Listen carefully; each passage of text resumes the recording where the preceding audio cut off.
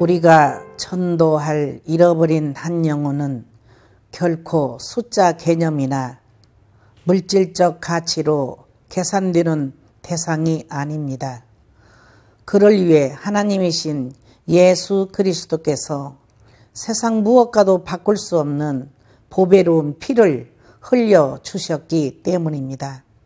이처럼 한 영혼이 천하보다 소중함을 인식한 성도는 한 사람에게 복음을 전하는 것을 결코 소홀히 여기지 않습니다.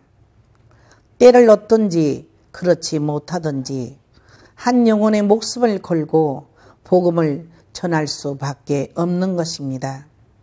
예수님께서는 잃어버린 한 영혼을 찾기 위해 십자가에서 죽으셨습니다. 인자가 온 것은 잃어버린 자를 찾아 구원하려 함이니라.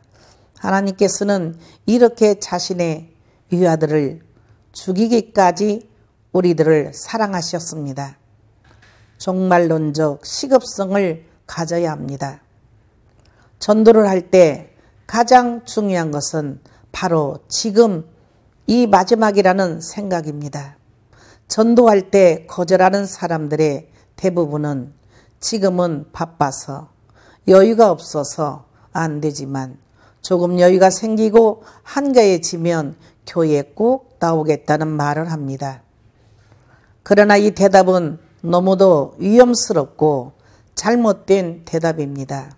왜냐하면 마지막 때가 이미 가까워 있기 때문입니다.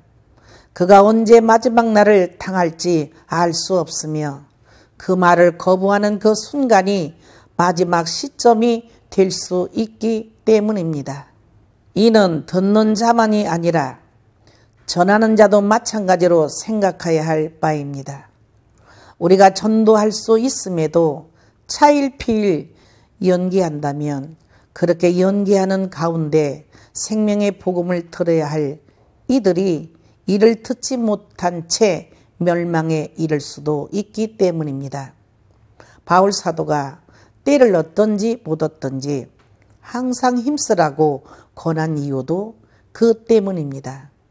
그러므로 여러분, 전도해야 할 사람들이 눈에 보입니까? 오늘 전도하십시오. 내일로 미루지 마십시오.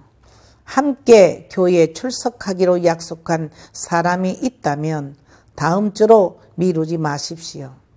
이번 주에 그들을 이끌어 하나님의 구원에 참여케 하십시오. 마지막 때가 언제인지 아무도 알지 못합니다. 성경은 종말의 날이 속히 올 것을 경고하고 있습니다. 지금이 마지막 기회일 수도 있다는 절박함을 가져야 합니다.